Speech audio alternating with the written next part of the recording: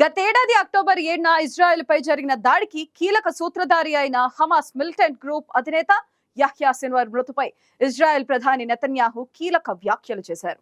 వేలాది మంది ఇజ్రాయలీల మృతికి కారణమైన హంతకుడు మరణించాడని ఇదొక పెద్ద విజయం అన్నారు.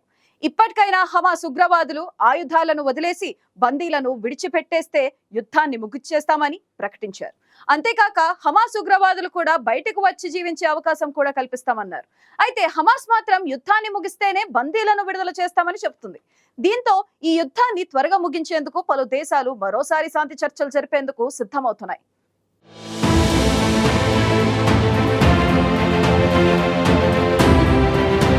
ఇజ్రాయెల్ హమాస్ మధ్య యుద్ధంలో కీలక పరిణామం చోటు చేసుకుంది. హమాస్ మిలిటెంట్ గ్రూప్ అధినేత గత ఏడాది అక్టోబర్ 7 నాటి దాడుల సూత్రధారి యహ్యా సిన్వార్ను హతమార్చినట్లు ఇజ్రాయెల్ ప్రకటించింది. ఈ క్రమంలో ఇజ్రాయెల్ ప్రధాని బెంజమిన్ నెతన్యాహు కీలక వ్యాఖ్యలు చేశారు. తమ బందీలను వదిలేస్తే యుద్ధాన్ని వెంటనే ముగిస్తామని ప్రకటించారు. గాజాలో హమాస్ మిలిటెంట్లను పూర్తిగా అంతం చేయడమే తమ లక్ష్యమని, అప్పటిదాకా యుద్ధాన్ని కొనసాగిస్తామని నెతన్యాహు పదే పదే చెప్తూ వస్తున్నారు. అయితే గతేడాది హమాస్ దాడికి చెందిన బాధ్యులందరినీ ఇజ్రాయెల్ మట్టుబెట్టింది. ఈ నేపథ్యంలో హమాస్ దగ్గరున్న ఇజ్రాయెల్ పౌరులను విడిచిపెట్టేస్తే యుద్ధాన్ని ముగిస్తామన్నారు. యహ్యా సిన్వార్ మృతి తర్వాత గాజా పౌరులను ఉద్దేశించి నెతన్యాహు కీలక వ్యాఖ్యలు చేశారు. హమాస్ ఆయుధాలను వదిలి తమ బందీలను తిరిగి పంపిస్తే ఈ యుద్ధం తాము ముగిస్తామన్నారు. అదేవిధంగా తమ పౌరులను వదిలిన హమాస్ తీవ్రవాదులకు బయటకు వచ్చి జీవించే అవకాశం కూడా కల్పిస్తామన్నారు. లేదంటే వేటాడి మరీ హతమారుస్తామని హెచ్చరించారు. ఇదిలా ఉండగా వేలాది మంది ఇజ్రాయెల్ పౌరులను హతమార్చిన హంతకుడు మరణించాడని, ఇది అతిపెద్ద విజయంగా తాను భావిస్తున్నానని, ఇది గాజాతో యుద్ధం ముగింపు కాదని, ఇప్పుడే ముగింపు దశ ప్రారంభమైందని నెతన్యాహు పేర్కొన్నారు. బందీల కుటుంబాలకు తాను చెప్పేది ఒక్కటేనని, యుద్ధంలో ఇది ముఖ్యమైన ఘట్టమన్న నెతన్యాహు బందీలంతా ఇంటికి చేరుకునే వరకు ఈ పోరాటం కొనసాగుతుందని వెల్లడించారు. ఇజ్రాయెల్పై దాడికి సూత్రధారి అయిన యహ్యా సిన్వార్ను హతమార్చిన ఇజ్రాయెల్ దళాలను ఆయన ప్రశంసించారు.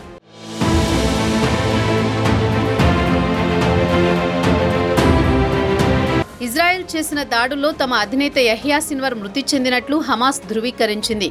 పాలస్తీనా కోసం చివరి వరకు పోరాడి ప్రాణాలు కోల్పోయారని తెలిపింది. అయితే తమ ప్రాంతంపై బాంబు దాడులు ఆపి ఇజ్రాయెల్ దళాలు ఉపసంహరించుకుని యుద్ధం ముగించే వరకు బందీలను వదిలిపెట్టే ప్రసక్తే లేదని హమాస్ తేల్చి చెప్పింది. ఇజ్రాయెల్ ప్రధాని నెతన్యాహు చేసిన ప్రకటనకు స్పందిస్తూ హమాస్ బందీల విడుదలపై తమ నిర్ణయాన్ని తెలిపింది. ఇక హమాస్ అధినేత యహ్యా సిన్వార్ను ఐడిఎఫ్ మట్టుబెట్టడంతో ఉద్రిక్తతలు మరింత భగ్గుమన్నాయి.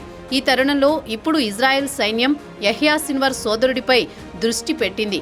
సిన్వార్ సోదరుడు మహ్మద్ ఇతర హమాస్ మిలిటరీ కమాండర్ల జాడ కోసం గాలిస్తున్నామని ఐడిఎఫ్ వెల్లడించింది. మరోవైపు హమాస్ అధినేతను ఇజ్రాయెల్ మట్టుబెట్టడంతో దీనికి వ్యతిరేకంగా తాము జరుపుతోన్న పోరాటం తీవ్రతరమవుతుందని హిజ్బుల్లా గ్రూప్ ప్రకటించింది. ఇరాన్ కూడా ఇదే విధంగా స్పందించింది. తమ ప్రతిఘటన బలోపేతమవుతుందని ఐక్యరాజ్య సమితికి ఇరాన్ మిషన్ తెలిపింది. పాలస్తీనా విముక్తి కోసం యువత, చిన్నారులు అతడి బాటలో నడుస్తారని తెలిపింది. ఆక్రమణ, శత్రుత్వ ధోరణి ఉన్నంతకాలం ప్రతిఘటన కొనసాగుతుందని, అమరులను స్ఫూర్తిగా తీసుకుని ముందుకు వెళతామని తెలిపింది.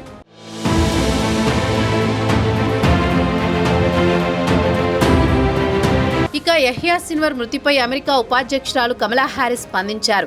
అమెరికా అధ్యక్ష ఎన్నికల్లో డెమోక్రాట్స్ పార్టీ తరపున పోటీ చేస్తున్న కమలా హ్యారిస్ పాలస్తీనా మద్దతుదారుల ఓట్లను కూడా టార్గెట్ చేస్తున్నారు. అయితే తాజాగా యహ్యా సిన్వార్ మృతిపై ఆమె చేసిన వ్యాఖ్యలు సంచలనంగా మారాయి. హమాస్ అగ్రనేత యహ్యా సిన్వార్ మరణంతో గాజా యుద్ధానికి ముగింపు పలకాలని ఇజ్రాయెల్కు ఆమె సూచించారు.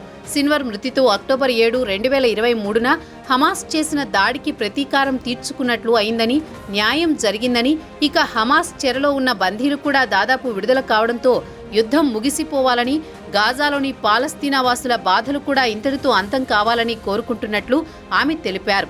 పాలస్తీనా వాసులకు కూడా స్వతంత్రంగా జీవించే హక్కు ఉందన్నారు. మరోవైపు గాజాపై ఇజ్రాయెల్ సైన్యం దాడులు కొనసాగుతూనే ఉన్నాయి. గడిచిన 24 గంటల్లో 62 మంది మరణించగా 300 మంది గాయపడ్డారు. దీంతో మొత్తంగా ఇప్పటి వరకు ఇజ్రాయెల్ దాడుల్లో మృతి చెందిన వారి సంఖ్య 42,500కు చేరుకుందని గాజా ఆరోగ్య శాఖ వెల్లడించింది. మరో 1,00,000 మంది గాయపడినట్లు తెలిపింది.